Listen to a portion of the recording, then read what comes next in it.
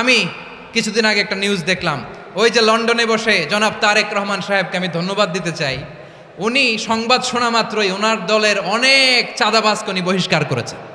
কোনো ব্যক্তির কারণে, কোনো নেতার কারণে, কোনো কর্মীর কারণে যদি মানুষের আস্থা নষ্ট হয়, তাকে আমরা ওন করতে পারবো না। বিকজ আমরা বহু ঝড় ঝঞ্ঝার ভিতর দিয়ে আজ এখানে এসে দাঁড়িয়েছি, বহু অত্যাচার নির্যাতনের ভেতর দিয়ে এখানে এসে দাঁড়িয়েছি আজকে আমরা। কাজেই আমাদের পক্ষে আর সম্ভব না যে কেউ নিজের বিষয়, নিজের স্বার্থ নিয়ে এমন কিছু করবে যেটা দলের স্বার্থকে আঘাত করবে, ক্ষতিগ্রস্ত করবে। তাকে আমাদের পক্ষে টানা সম্ভব না। আই ডু অ্যাপ্রিসিয়েট প্রতিটি দলের এরকম ইনিশিয়েটিভ নেওয়ার দরকার আছে না নাই? যে কোনো দলে এই প্র্যাকটিসটা থাকার দরকার আছে না নাই? চাঁদাবাজদের সাথে আপনারা নিজেদেরকে মুক্ত ঘোষণা করবেন যে এরা আমার দলের কর্মী হতে পারে না। টেন্ডারবাজি, চাঁদাবাজি, দুর্নীতি, অপরাধ, দখলদারিত্ব, মজুদদারি, এগুলো সব কিছু একসাথে প্রতিরোধ করতে হবে, ঠিক কিনা বলেন?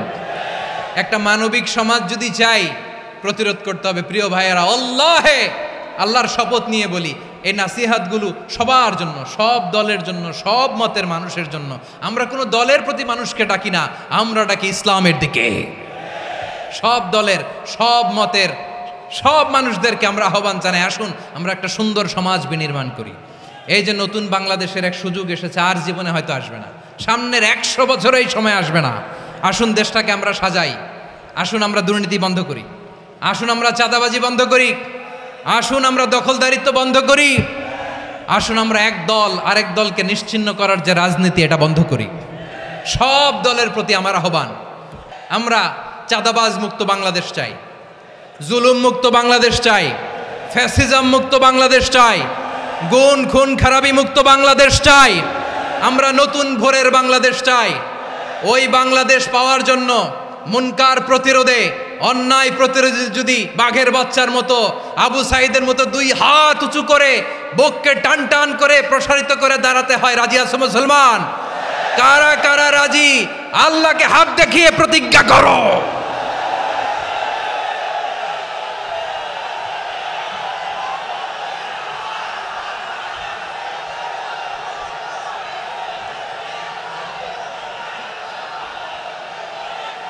আমার প্রিয় ভাইয়েরা, বসুন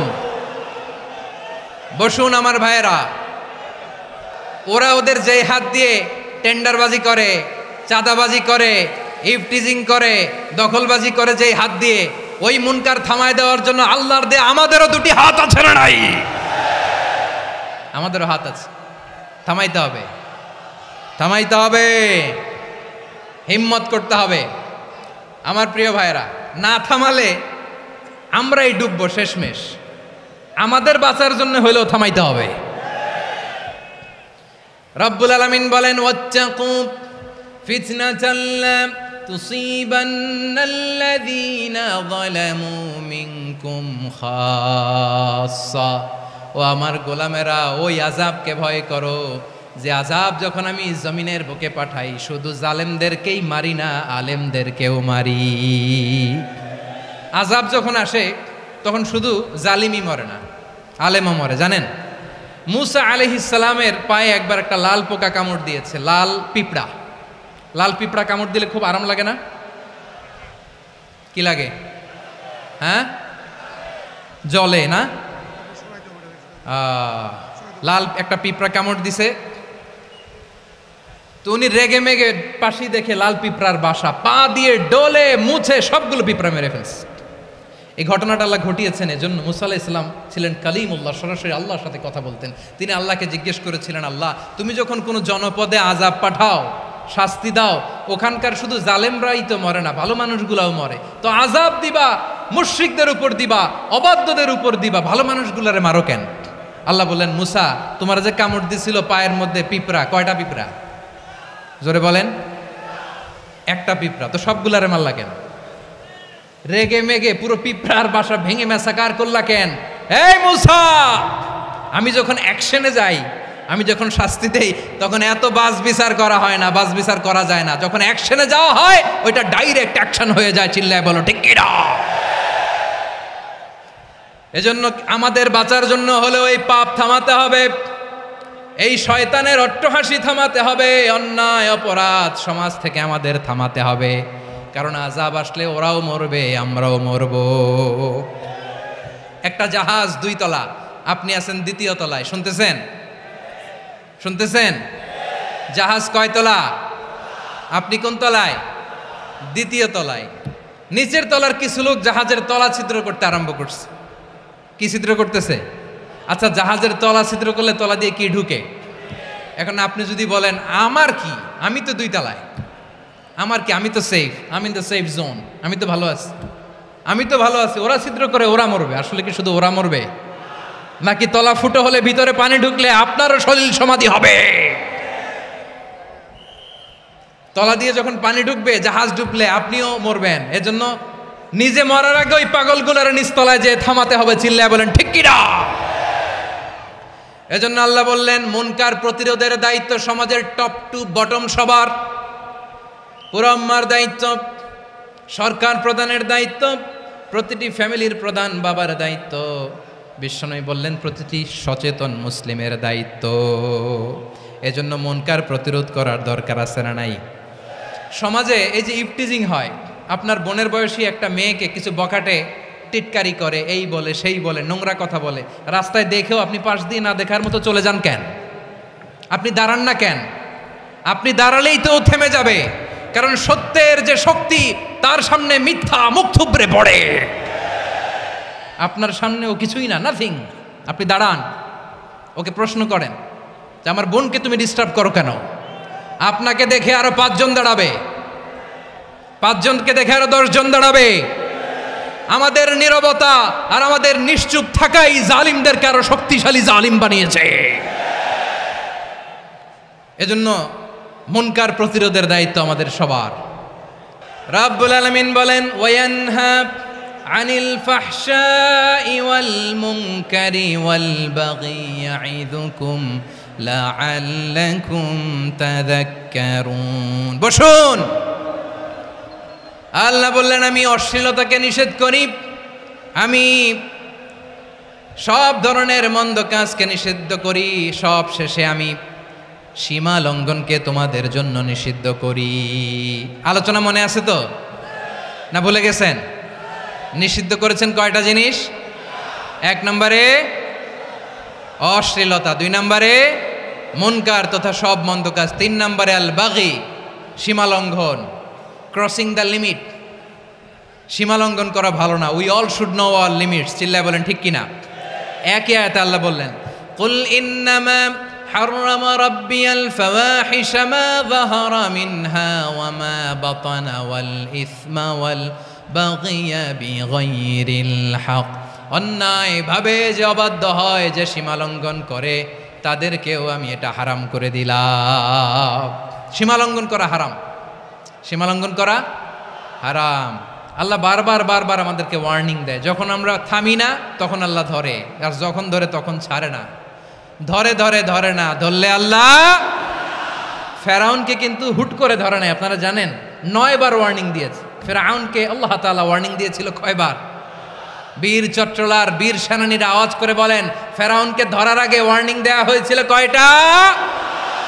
রাব্বুল আলামিন বলেন ওয়ালাকাদ আতাইনা মূসা 9 আয়াতিন বাইয়িনাত। 9টা মুআজিজা দেখিয়েছি। 1 2 3 বারবার এইভাবে রিমাইন্ডার, ওইভাবে রিমাইন্ডার, এইভাবে নসিহাত, ওইভাবে দাওয়া। ফাকুলা লাহু কাওলান লাইয়িনা, নরম করে বলো, সফট করে বলো, যত ওয়ে হতে পারে দাওয়া মেথডোলজির। মূসা আলাইহিস সালামের সব অ্যাপ্লাই শেষ। 10ম বারে যে আল্লাহ ধরছে, 10ম বারে যে ধরেছে। এজন্য আল্লাহ বলেন আমি সীমালঙ্ঘনকে পছন্দ করি না। কোরআনের অন্য আয়াতে বাগীকে বলা হয়েছে আল ইতিদা। সীমালঙ্ঘন যারা করে তাদেরকে আল্লাহ বলেছেন মুতাদিন। وقاتلوا في سبيل الله الذين يقاتلونكم ولا تعتدوا إن الله لا يحب المعتدين। আমি সীমালঙ্ঘনকারীদেরকে কোশ্চিনকালেও পছন্দ করি না। আমরা যেন সীমালঙ্ঘন না করি। রাজি আছেন তো? যে কোনো ক্ষেত্রে ইবাদতে যেন সীমালঙ্ঘন না করি। অনেকে আমরা ইবাদতে সীমালঙ্ঘন করে ফেলি। বিশ্বনবী সাল্লাল্লাহু আলাইহি ওয়াসাল্লাম যেটা শিখিয়েছেন এর বাইরে যে অতিরিক্ত বুজুর্গ হতে চায় এরকম আছে না নাই? করা যাবে না, কোনো ক্ষেত্রেই সীমালঙ্ঘন করা যাবে, এমনকি যুদ্ধক্ষেত্রেও না। বিশ্বনবী সাল্লাল্লাহু আলাইহি ওয়াসাল্লাম বলেন খবরদার যুদ্ধক্ষেত্রেও সীমালঙ্ঘন করো না।